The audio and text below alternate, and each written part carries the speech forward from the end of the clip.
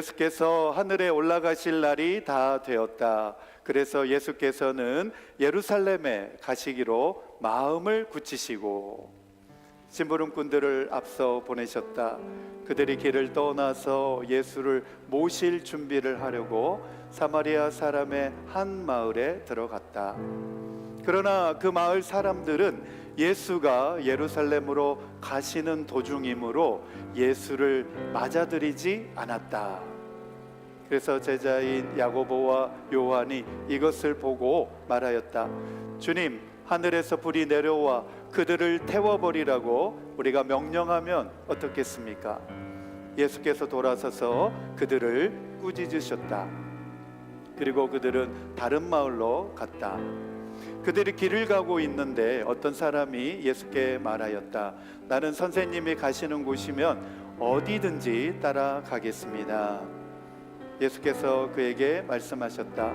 여우도 굴이 있고 하늘을 나는 새도 보금자리가 있으나 인자는 머리 둘 곳이 없다. 또 예수께서 다른 사람에게 나를 따라오너라 하고 말씀하셨다. 그러나 그 사람이 말하였다. 주님, 내가 먼저 가서 아버지의 장례를 치르도록 허락하여 주십시오. 그러나 예수께서는 그에게 말씀하셨다. 죽은 사람들을 장사하는 일은 죽은 사람들에게 맡겨두고 너는 가서 하나님 나라를 전파하여라. 또 다른 사람이 말하였다. 주님, 내가 주님을 따라가겠습니다. 그러나 먼저 집안 식구들에게 작별 인사를 하게 해주십시오. 예수께서는 그에게 말씀하셨다. 누구든지 손에 쟁기를 잡고 뒤를 돌아다 보는 사람은 하나님 나라에 합당하지 않다. 아멘, 아멘. 저와 여러분이 하나님 나라에 합당한 성도가 되기를 축복합니다. 아멘, 아멘. 오늘 본문의 말씀을 중심으로 크리스찬은 항상 당하고 살아야 하는가? 라는 제목으로 조금은 우리의 관심도가 있는 제목으로 함께 이 말씀을 살펴보려고 합니다. 말씀 살펴보기 전에 오늘은 우리 종교개혁의 508주년을 맞이하는 아주 역사 깊고 뜻깊은 그런 달입니다. 1517년 10월 31일에 마틴 루터에 의해서 독일의 비텐베르크 성당문에 95개의 조항의 반박문을 성문에 걸면서 종교개혁이 시작이 되었습니다. 로마 가톨릭 교회의 면죄부 판매, 그리고 마리아 숭배, 그 외 여러 가지 하나님의 말씀인 성경과 위배되는 교리와 또 신앙에 대하여서 마르틴 루터는 95개의 조항으로 만들어서 다시 이것을 폐지하고 성경으로 돌아가야 된다라고 하는 그런 내용으로 그곳에 붙였습니다. 그래서 이 종교개혁의 핵심 원리 5가지가 있습니다. Five solas 이렇게 되어 있는데, 솔라가 뭐냐면 오직이라는 뜻입니다. 오직 시리즈라고 말하기도 하는데, 솔라 스크립투라, 오직 성경으로, 오직 성경만이 신앙과 행위의 최종 권위이다. 절대 교황 무호설은 타당하지 않다. 오직 성경만이 권위의 말씀이다를 외쳤습니다. 솔라 피데, 오직 믿음이다. 구원은 오직 예수 그리스도를 믿는 믿음으로 얻게 되어진다. 면죄부를 통하여서 얻는 것이 아니다. 고해 성사를 통하여서 죄가 사함받는 것이 아니다 라고 하는 사실을 말을 했습니다. 솔라 그라티아, 오직 은혜이다. 인간의 공로가 아니라 오직 하나님의 은혜로 구원을 받는다. 선행이나 성자를 숭배한다고 해서, 성상을 숭배한다고 해서 구원을 얻는 통로가 될 수가 없다. 인간의 공로가 아니다. 오직 하나님의 은혜이다. 솔루스 크리스투스, 오직 예수 그리스도. 우리의 중보자는, 우리의 구원자는 오직 예수 그리스도 한 분뿐이다. 다른 이름으로서는 구원을 얻을 수 없나니 천하 사람 중에 구원을 얻을 만한 이름을 우리에게 주신 일이 없음이니라. 사도행전 4장 12절 말씀에 나오는 말씀입니다. 오직 예수님을 통하여 우리는 구원받는 줄로 믿습니다. 네, 솔리데오 글로리아. 네, 우리 장로회 신학대학교의 모토죠. 솔리데오 글로리아. 오직 하나님께만 영광. 모든 것은 오직 하나님께만 영광 돌려야 되는 줄로 믿습니다. 네, 저와 여러분이 이러한 삶을 살아가실 수 있게 되기를 축복합니다. 그래서 이 종교 개혁자들은 참된 교회란 교황의 제도 아래에 있는 그런 조직 교회가 아니라 하나님의 살아계신 말씀을 붙들고 거룩한 성례전이 있는 그 위에 세워진 성도의 공동체다라고 이렇게 정의를 했습니다. 그래서 개혁자들은 교회를 하나의 보편적인 교회로 고백합니다. 그래서 우리 사도신경 고백할 때에 거룩한 공교회를 믿으며 이렇게 고백합니다.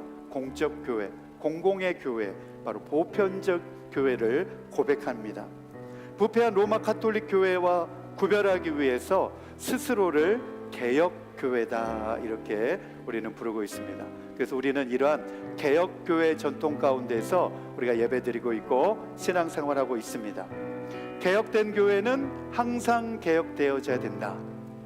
개혁된 교회는 항상 개혁되어져야 된다. 우리의 신앙을 항상 개혁해야 된다라고 말하고 있습니다. 그래서 교회 개혁은 로마 가톨릭 교회와 개신교회, 교회 분열이 아니라 복음의 본질을 회복하고 교회를 교회답게, 복음을 영화롭게, 그리고 교회를 다시 복음 위에 세우는 영적 개혁 운동이었다. 이렇게 우리는 정의를 할 수 있습니다. 올해가 이제 우리 교회 개혁 508주년을 맞이하는 아주 뜻깊은 해입니다. 우리는 교회가 다시 하나님 말씀 중심으로 세워질 수 있도록 해야 되고 예수 그리스도의 중심으로 우리가 세워질 수 있도록 저와 여러분이 힘써 신앙생활 해야 됩니다. 그것이야말로 참된 교회 개혁의 계승이고 보편적 교회의 일원으로서 그 사명을 회복하는 일인 줄로 믿습니다. 오늘 말씀 듣기 전에 우리 서울 장로교회가 다시 말씀 중심, 복음 중심, 예수 그리스도 중심으로 돌아가는 개혁교회가 되게 하여 주옵소서. 우리 회복되게 하여 주옵소서. 우리의 신앙도 회복되게 하여 주옵소서. 주여 한번 부르시고 우리 한 1, 2분 정도 우리 소리내어서 함께 기도하겠습니다. 시작. 주여, 주여 그렇습니다. 다시 우리가 회복되어지길 원합니다. 안일한 신앙생활에서 우리가 아버지 물러나서 아버지 우리 신앙을 다시 회복할 수 있도록 주여 도와주옵소서. 오직 예수 그리스도, 오직 은혜, 오직 성경을 붙드는 믿음으로, 하나님의 말씀을 붙드는 믿음으로 다시 복음으로 충만해질 수 있도록 아버지 도와주시고 은혜를 베풀어 주시옵소서. 다시 하나님의 말씀 중심으로 아버지 우리 깨어나게 하시고 아버지 회복되게 하여 주시옵소서. 예수 그리스도 복음을 붙잡게 하여 주시고 다시 예수 그리스도 복음 중심으로 아버지 우리가 세워지게 하시며 변질되지 아니하고 아버지 다시 변화받는 우리가 되게 하여 주시옵소서. 아버지 새로운 믿음으로 다시 회복되어져서 하나님 앞에 모든 영광 올려드리는 우리의 믿음 되게 하시고 우리의 교회가 되게 하여 주시옵소서. 주님 감사합니다. 이 모든 말씀을 예수님의 이름으로 기도드립니다. 아멘. 아멘. 오늘 우리가 읽었던 말씀 51절 말씀 상반절에 보면 이렇게 시작합니다. 예수께서 하늘에 올라가실 날이 다 되었다 이렇게 시작하고 있습니다. 이 표현이 누가복음의 전체를 가르는, 누가복음이 구분되어지는 아주 중요한 표현인데 이제 예수님의 사역이 갈릴리 중심의 사역에서 예루살렘 중심으로 사역이 전환되어지는 분기점과 같은 표현입니다. 하늘에 올라가실 날이라고 하는 것은 예수님의 승천을 가리킵니다. 승천. 예수님께서는 이제 이 땅에 오셔서 자신이 가시는 그 공생의 사역의 핵심이라고 할 수 있는 십자가의 길, 그리고 사흘 만에 부활하셔서 승천하시는, 다시 하늘의 영광으로 돌아가시는 그 준비가 이제 다 되었다라고 하는 선언입니다. 그래서 예수님의 지상사역 전체가 이제 십자가, 그리고 부활, 그리고 마지막 승천을 완성으로 되어지는 그 과정으로 귀결되어지고 있다는 것을 이 말씀을 통해서 이제 우리에게 보여줍니다. 마찬가지로 예수님처럼 우리도 하늘을 향한 방향성을 분명하게 붙잡고 세우고 우리 살아갈 수 있어야 되겠습니다.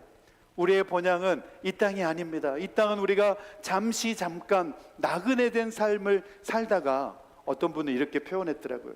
어떤 목사님은 우리가 이 땅에 소풍 왔다 간다, 그렇게 표현했더라고요. 너무나 시적인 표현인 것 같아요. 이 땅에 소풍 왔다가 이제 다시 하나님 나라, 그 본향 하나님 나라로 들어간다는 것입니다. 마찬가지로 우리 성도들은 본향을 향하여 살아가는 인생의 방향성을 가지고 살아갈 수 있게 되기를 축복합니다. 우리 찬송가에도 보면 그런 찬송가가 있잖아요. 천성을 향해 가는 성도들아. 저와 여러분이 천성을 향하여 나아가는 성도 되기를 축복합니다. 우리의 삶의 목적이 분명해야 된다는 거예요.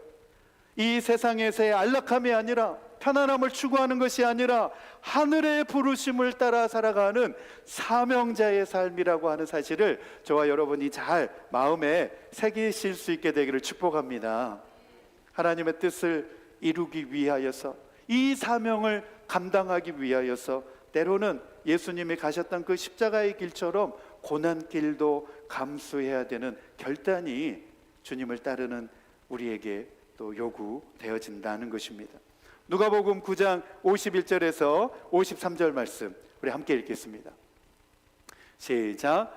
그래서 예수께서는 예루살렘에 가시기로 마음을 굳히시고 심부름꾼들을 앞서 보내셨다. 그들이 길을 떠나서 예수를 모실 준비를 하려고 사마리아 사람의 한 마을에 들어갔다.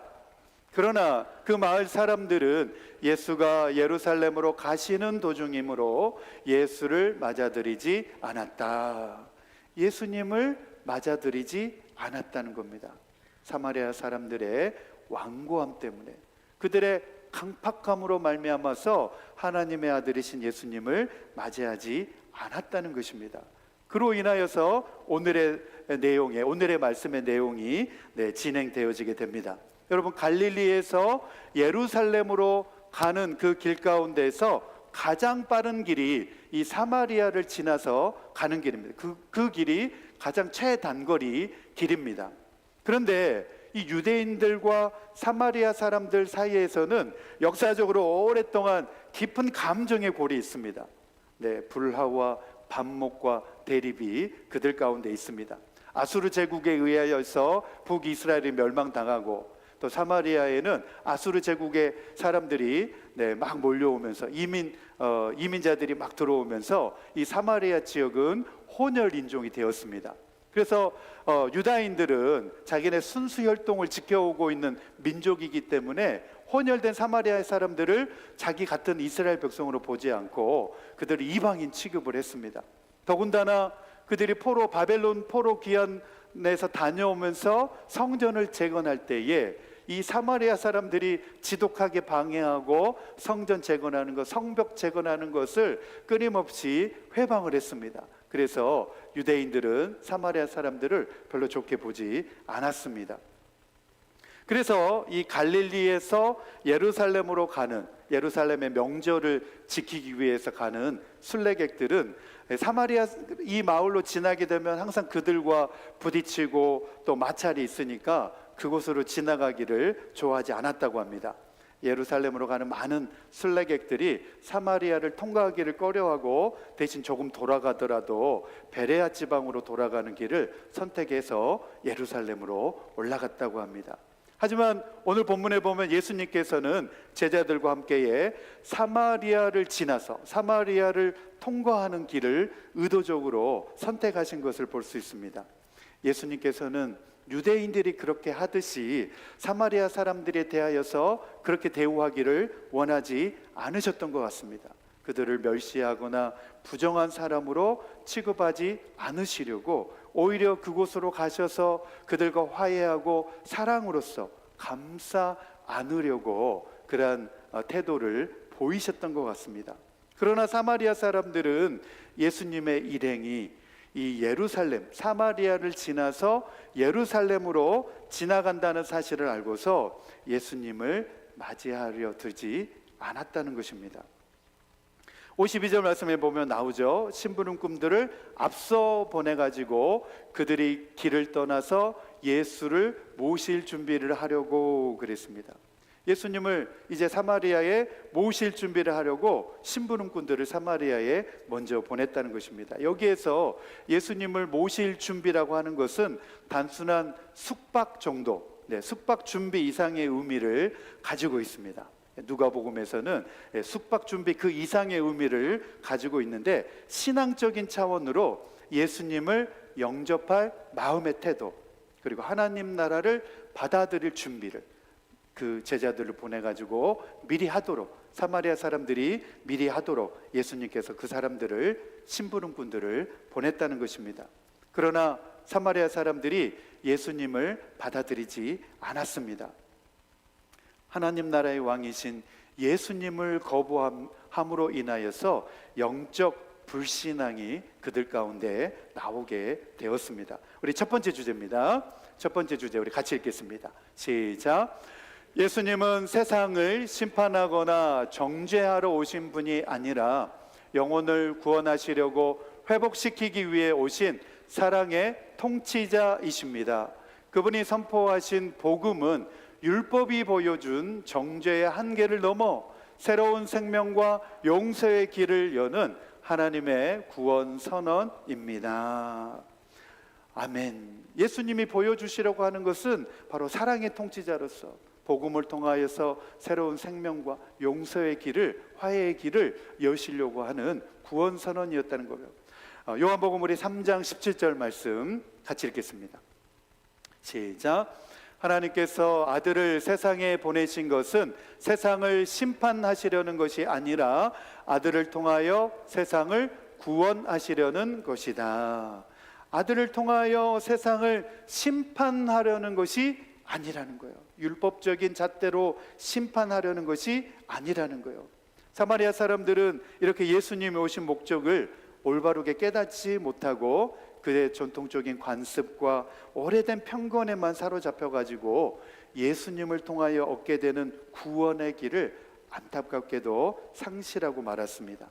더 나아가서 하나님의 뜻을 이루어 드리기 위하여서 예수님의 일행이 예루살렘으로 향하는 그 예루살렘 행을 방해하는 불행을 그들 스스로가 자초하게 되었다는 것입니다. 54절에 나오죠. 54절 우리 같이 읽겠습니다. 시작. 그래서 제자인 야고보와 요한이 이것을 보고 말하였다. 주님, 하늘에서 불이 내려와 그들을 태워버리라고 우리가 명령하면 어떻겠습니까? 아니, 하나님의 아들이신 예수님을 받아들이고 영접해야 되는데 예수님을 모시고 받아들이려고 하기는커녕 예수님을 배척했다는 겁니다. 그래서 그 모습을 보면서 제자들이 마음에 분노가 일었습니다. 우리 한국 사람들도 그러면 천벌을 받는다, 그런 표현 쓰지 않습니까? 이 표현이 바로 그런 표현입니다. 야고보와 요한이 사마리아 사람들이 예수님을 영접하지 않으니까 마음에 막 분노가 일어나가지고 그들에게 하늘의 불이 떨어져가지고 다 그들을 태워버리면 어떻겠습니까? 이렇게 좀 예수님에게 말하고 있는 장면입니다.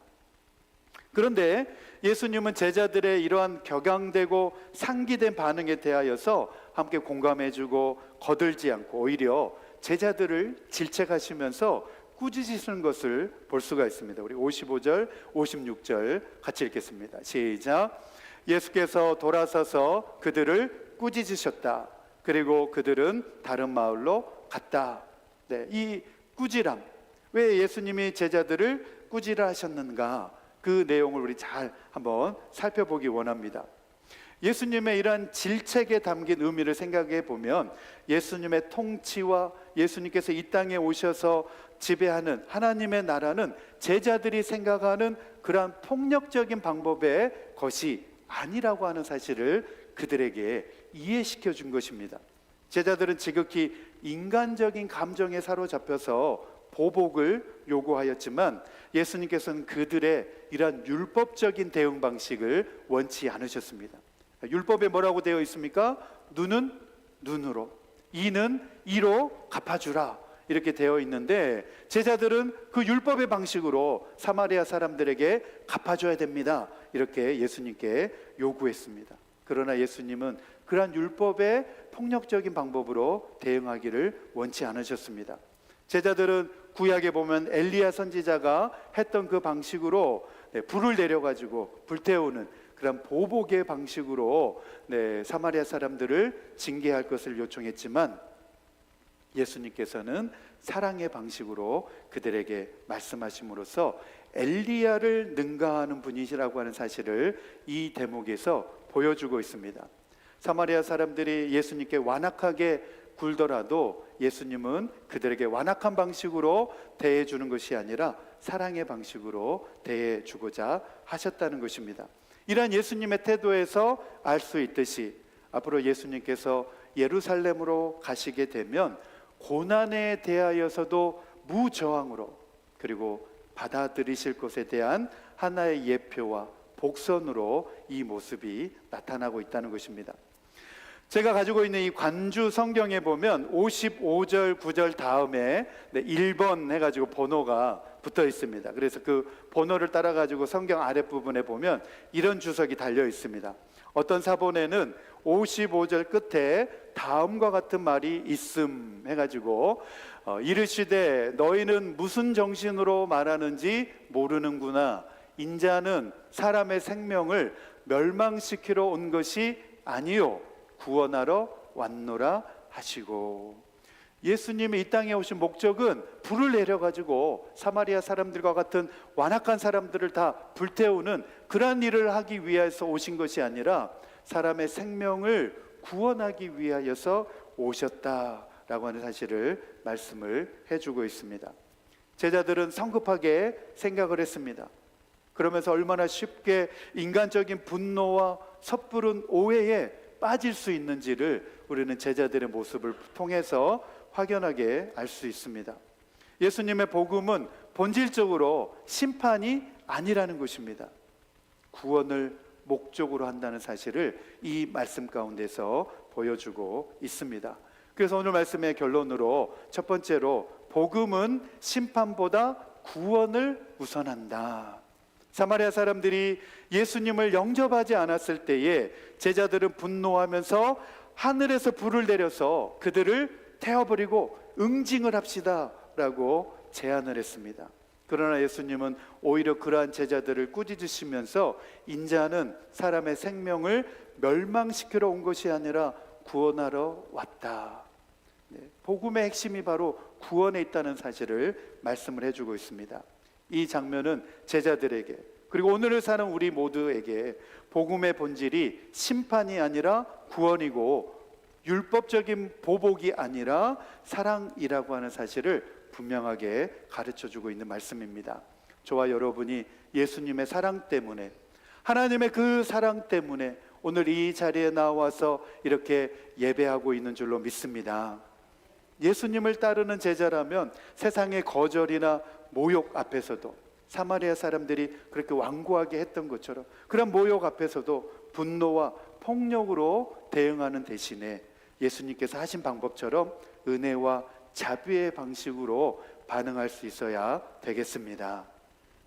두 번째로, 하나님의 나라는 결코 분노로 세워지지 않는다는 것입니다. 분노해가지고 폭력적인 방식으로 세워지지 않는다는 것입니다. 제자들은 자신들의 분노를 의로운 분노라고 착각을 했습니다. 사마리아 사람들이 하나님의 아들이신 예수님을 영접하지도 않고 예루살렘으로 지나가시려고 하는데 그 길도 지나가지 못하도록 막자 그들은 주님을 모욕하는 이러한 자들을 가만두어서는 안 됩니다. 징벌해야 됩니다. 하늘에 불을 내려가지고 그들을 징벌해야 됩니다. 자기의 의죠. 자기의 의를 명분 삼아서 행동하려고 했습니다. 그러나 예수님은 그들의 마음속 동기가 하나님의 영, 성령의 동기에서 나온 것이 아니라 인간적인 혈기, 그리고 그들의 감정의 분노에서 비롯된 다른 영, 분노와 판단하는 영이라고 하는 것을 예수님은 간파하셨습니다. 마지막 세 번째로, 거룩한 분노와 영적 분별을 우리는 잘 해야 된다는 것입니다. 거룩한 분노는 자기 감정이 아닙니다. 하나님의 의를 위한 마음의 불편함이라는 것입니다. 예수님께서 성전에서 장사하는 사람들을 보면서 하나님의 집은 기도하는 집이요 만민이 기도하는 집인데 그곳에서 장사하는 사람들을 보면서 의로운 반응을 하신 거죠. 그것을 가리켜서 거룩한 분노다 그렇게 말할 수 있습니다. 내 아버지의 집으로 장사하는 집을 만들지 말라. 예수님의 이러한 반응이 거룩한 분노입니다. 여러분, 우리는 잘 알아야 됩니다. 분노는 일시적으로 정의감을 느끼게 해주는 착각을 일으키지만, 그러나 사랑이 영원한 변화를 일으키는 줄로 믿습니다. 오늘 이 말씀을 쭉 이제 정리를 해보면서 전대진이라고 하는 분이 쓰신 책이 있는데, 하나님 어떻게 할까요? 라고 하는 이 책에 보면 이 내용을 잘 이렇게 정리를 해놓은 것을 보았습니다. 크리스천은 항상 당하고만 살아야 할까? 라고 하는 이 주제에 대하여서 이 책에 보면 하나님 어떻게 해야 할까요? 이 책에 잘 정리를 해 놓았습니다. 우리 그림 보시면 제가 이제 받아보는 메일에 이렇게 이제 메일이 와서 제가 한번 이 내용을 우리 성도님들에게도 한번 소개를 해드리기 원합니다. 크리스천은 항상 당하고 살아야 할까? 그 다음, 상대방의 영혼을 사랑하기에 아낌없이 자신을 내어주는 것과 남에게 항상 질질 끌려다니며 자신을 잃어버리는 것은 다르다는 겁니다. 사랑으로 하는 것에는 기쁨이 있지만 억지로 하면 스스로 족쇄를 차는 거다. 그 다음, 더 높은 가치를 지키기 위해서 기꺼이 당장의 손해를 감수하는 것과 거절을 못해서 인간관계 때문에 저 사람과 나와 그동안에 관계된 것이 있는데 라고 하면서 항상 예스맨이 되고 남에게 이용당하는 것은 다르다는 겁니다. 더 높은 가치를 위한 헌신은 지혜롭지만 그냥 미안해서 끌려다니는 것은 미련하다는 겁니다. 우리 그 다음, 잠잠히 하나님의 때를 기다리고 하나님께 소망을 두고 인내하는 것과 모든 걸 속으로 삼키면서 자신을 억누르며 점점 피폐해져 가는 것은 다르다는 겁니다. 믿음의 인내는 마음을 단단하게 만들어주지만 억눌림과 체념은 마음을 병들게 한다는 겁니다. 우리 그 다음, 하나님의 사람은 혹으로 살아서는 안 된다. 예수님도 항상 희생당하고 당해주셨다라고 하는 사람들이 있습니다. 그러나 애시당초 예수님과 나를 동일선상에 두는 것부터가 오류일 수 있다 이렇게 말합니다. 그 다음, 예수님이 이 땅에서의 희생하고 당해주신 건 인류 구원이라는 더 높고 영원한 가치를 위해서 자신의 유익과 이 세상에서 잠깐의 가치를 스스로 내려놓고 스스로 당해주신 것이다. 예수님은 충분히 스스로 십자가에서 내려올 수 있는 능력이 있으셨다. 그러나 그 능력을 사용하지 않으셨다. 사랑하시기 때문에 스스로 능력을 통제하셨다. 즉 예수님은 호구가 아니라 기버였다. 주는 사람이었다. 그런 내용입니다. 그 다음, 예수님은 언제 어디서든 누군가의 삶에 선물이 되어 주셨다. 저와 여러분들도 누군가의 삶에 선물이 되는 삶을 살 수 있게 되기를 축복합니다. 누군가의 삶에 긍정적인 변화를 일으키셨고 타인의 삶에 터닝 포인트를 만들어 주셨다는 거예요. 예수님을 만나면 누구나 그 삶에서 터닝 포인트를 갖게 되죠. 예수님은 누구를 만나든지 그들에게 가장 필요한 것과 가장 귀한 것을 아낌없이 주셨다. 심지어 자기 자신을 내어 주시기까지 우리를 위해 아낌없이 내어 주셨다. 예수님은 십자가의 고난을 억지로 당하신 것이 아니라 스스로 선택하신 것이다. 그 다음, 내게 부족해서 당하고 사는 것과 상대방의 영혼을 사랑하기 때문에 당해주는 것에는 분명하게 차이가 있고 구분해야 된다는 것입니다. 당하고 살지 않으려면 지혜가 필요하고 기꺼이 당해주려면 무엇이 필요하다? 사랑. 사랑이 필요하다. 사랑하는 마음으로 사랑하기 때문에 그렇게 한다는 것입니다. 사랑하기에 당해주는 것에는 당장은 고통스럽지만 반드시 그 안에는 하나님이 주시는 기쁨과 평안이 있다. 마지막으로 하나님의 사람은 이용당하는 호구가 아니라 다른 사람을 섬기는 기버다. 주는 사람이다. 하나님의 사람은 더 높은 가치를 위해 기꺼이 스스로를 손해를 보고 희생할 수는 있어도 지혜가 없어서 끌려다니지 않는다. 하나님의 사람은 오직 사랑 앞에서만 기꺼이 바보가 된다. 예수님도 사랑 앞에서 바보가 되셨습니다. 하나님이 그랬듯이, 예수님이 그랬듯이 예수님의 사랑을 받은 우리 성도님들도 그렇게 사실 수 있게 되기를 축복합니다. 그래서 이 내용의 이제 마지막 결론적인 내용을 쭉 살펴보면 그 다음에 이어지는 내용을 보면 세 사람의 부류가 나옵니다. 예수님을 따름에 있어서 나오는 세 사람의 부류가 있는데 누가 과연 하나님 나라에 합당한 사람인가를 결론적인 말씀으로 이 세 사람의 부류 가운데서 말씀을 보여주면서 결론을 맺고 있습니다. 우리 실천을 위한 적용 첫 번째 같이 읽겠습니다. 시작. 하나님의 사람은 분노와 보복이 아닌 사랑과 자비로 반응함으로써 예수님의 복음을 삶으로 증거해야 합니다. 아멘. 그렇게 하시겠습니까? 아멘. 두 번째입니다. 시작. 하나님의 사람은 이용당하는 호구가 아니라 사랑으로 섬기며 기꺼이 손해를 감수줄 아는 지혜로운 기버입니다. 아멘. 아멘.